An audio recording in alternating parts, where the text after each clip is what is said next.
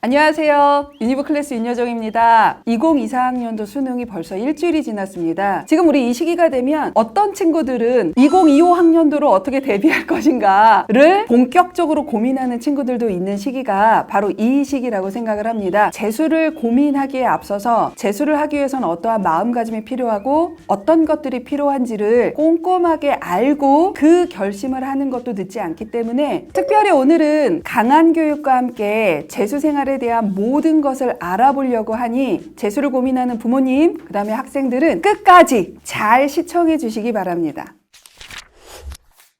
안녕하세요. 안녕하세요. 안녕하세요. 자기소개 한번 부탁드릴게요. 작년에 중앙대학교 23학번으로 중앙대학교 건축학부 정시전형으로 합격한 권규범이라고 합니다.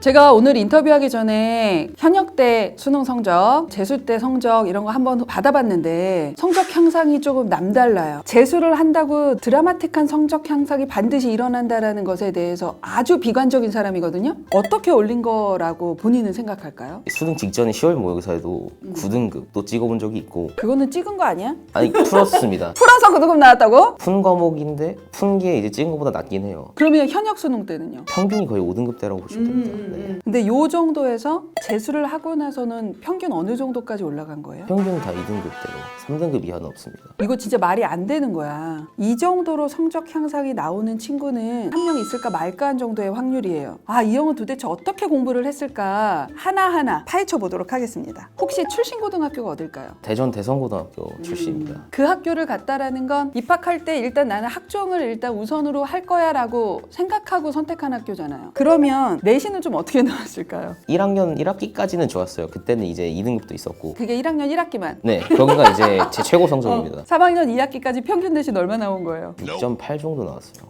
요렇게까지 떨어지는 건 대단히 희귀한 케이스인 거 알죠? 아, 여러모로 희귀한 케이스죠. 이게 왜 이렇게 떨어진 거예요? 아니 2등급 딱 받아보니까 똑같이 공부를 했어요.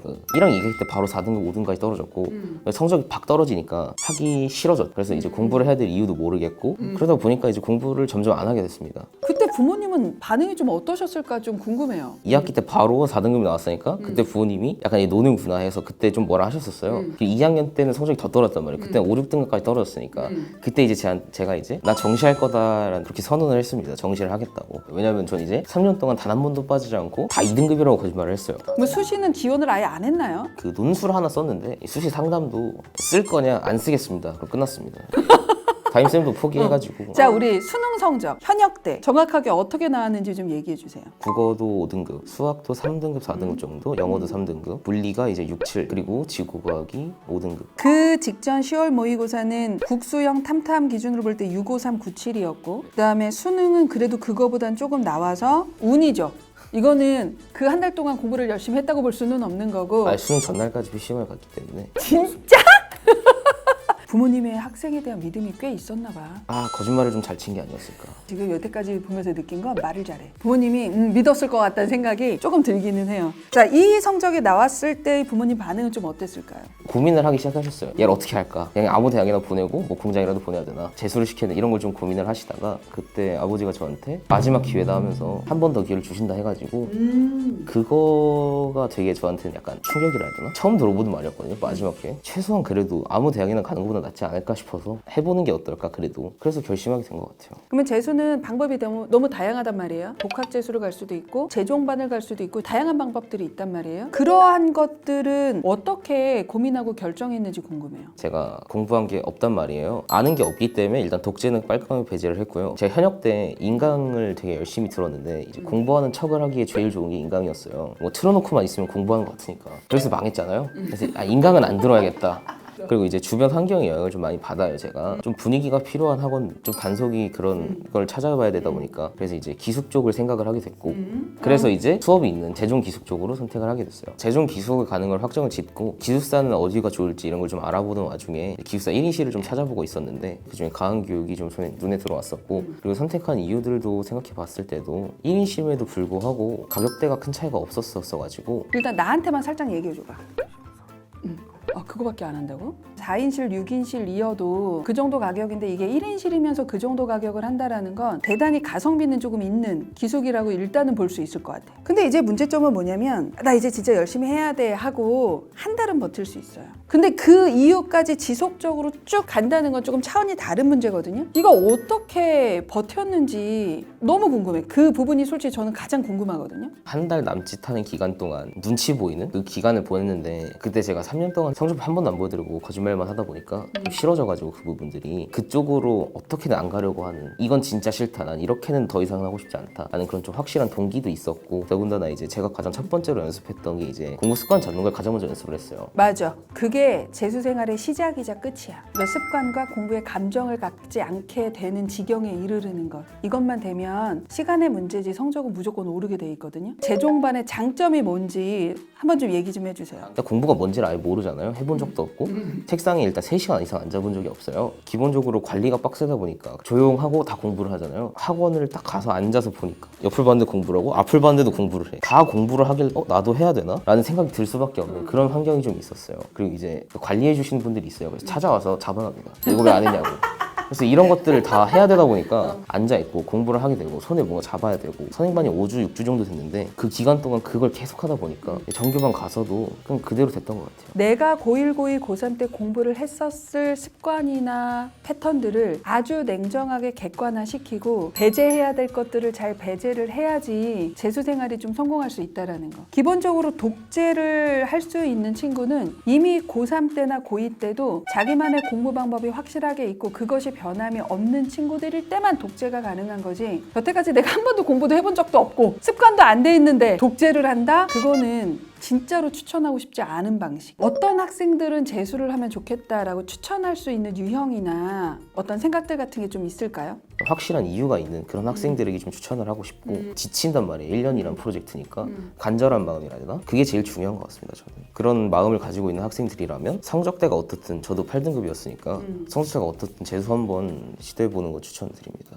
이제 이래서 이제 재수를 하기로 시작을 했어요. 어떻게 학원에서 공부를 했길래 이렇게 성적이 올라갈 수 있었을까? 당일 깨기 프로그램이라는 게 있어요. 이제 1교시에 수업이 시작이 되고 그 이후에 이어서 오는 피드백 시간이 있어요. 수업은 수업이고 피드백은 수업 시간에 배웠던 거를 수업 시간에 들었던 것 중에 모르는 게 있다. 그걸 한 번 더 질문하면서 확인할 수 있고 다시 수업이 한 번 더 있고 피드백이 한 번 더 있고 이렇게 해서 총 수업 2번과 피드백 2번이 끝난 이후에 PF 테스트라는 간단하게 보는 시험인데 제일 어려운 게 이제 아는지 모르는지 모르겠는 것 그런 것들을 이제 점검할 수 있는 게 PF 테스트라고 생각을 하는데 그 시험이 끝난 다음에는 그거 외적으로 남는 자습 시간들은 이제 개인적인 공부할 수 있는 시간들이 있습니다. 그리고 이제 이게 끝이 아니고 틀린 것들 있잖아요. 그거를 또 모아서 줍니다. 제일 힘들었던 프로그램 같은데 그 주간기기라고 하는 프로그램도 있어요. 일주일 동안 틀린 오답을 다 모아서 줘요. 그리고 이걸로 끝이 아니고 한 달 동안 틀린 걸 또 인쇄해서 줍니다. 그거를 이제 다 해가지고 제출을 하고 다 풀었나 풀이 과정이 있나를 본 다음에 패스랑 이제 F를 받으면 또 재검사도 받아야 됩니다. 이렇게 해서 전체적인 관리는 이루어진다고 볼 수 있을 것 같아요. 엄청 타이트하다. 할 게 너무 많아요.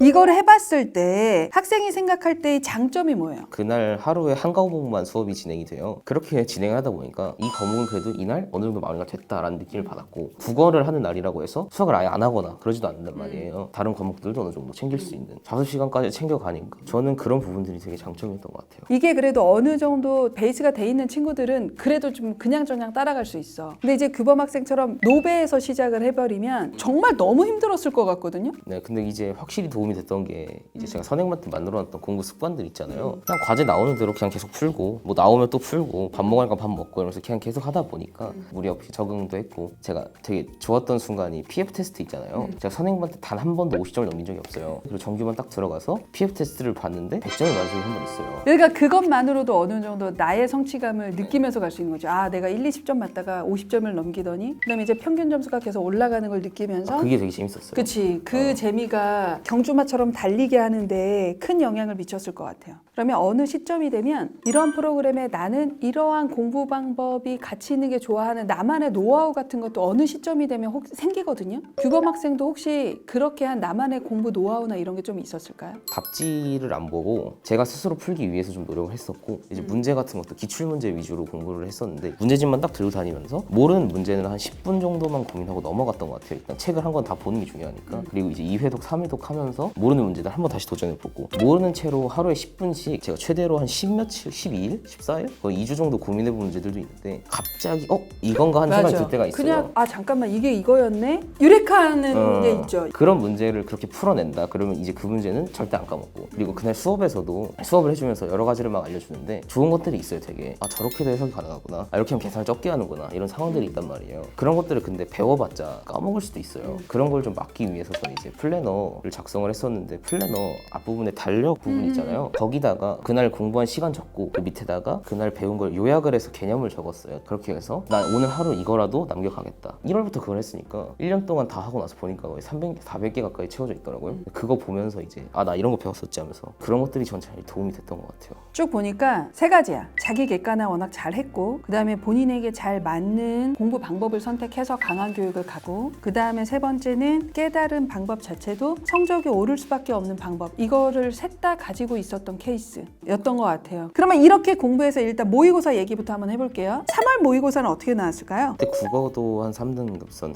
수학도 2등급, 영어도 2등급, 물리는 6등급, 5, 6등급, 지구과학 3등급 정도 나왔었어요. 그리고 이제 6월 때 되게 긴장을 했었는지 국어 4등급, 수학도 3등급, 영어 3, 물리는 안 오르더라고요. 5등급, 지구과학도 3등급. 9월 때 좀 올랐어요. 국어도 2등급, 수학도 거의 1, 2등급 선까지 나왔던 것 같고, 영어도 2등급, 탐구는 여전히 5등급에 3등급 이렇게 나왔었어요. 아무리 수능 때 잘 나온 친구들도 모의고사는 한 번은 삐끗하거나 한두 번은 삐끗하는 건 그냥 누구나 있는 일이거든요. 재수 생활은 슬럼프가 없는 친구는 없어요. 그 슬럼프를 좀 현명하게 넘긴 거네. 9월 모의고사 성적을 보면 그 노하우가 뭐예요? 제가 상담을 한번 받으러 간 적이 있는데 공부 관련 상담이 아니고 심리 상담을 받으러 간 적이 있어요. 그때 들었던 말이 조금 도움이 됐어요. 저는 내려갈 때도 있고 올라갈 때도 있는데 자꾸 이렇게 버티려고 하면은 내려갔다가 올라올 때 가속이 안 붙는다고, 하던 대로 하는 것도 괜찮을 것 같다는 얘기를 들었었는데, 그때 마음을 먹었던 건 이제 안 되는 거 막 어떻게든 임지 풀어야겠다 아니면 막 짜증을 내기보다 재수 초반에 했던 것처럼 문 앞에 문제집 있고 풀고 밥 먹으니까 밥 먹고 약간 좀 생각을 좀 비웠다고 해야 되나? 이렇게 좀 진행을 했던 것 같아요. 중요한 노하우입니다. 버티셔야 돼요. 그래서 2023학년도 수능은 결과가 어땠을까요? 국어가 3등급, 수학이랑 영어는 다 2등급, 마지막으로 탐구, 물리랑 지구과학은 다 1등급으로 이제 마무리를 했습니다. 자, 그러면 요 수능 성적으로 가나다군 어떻게 썼을까?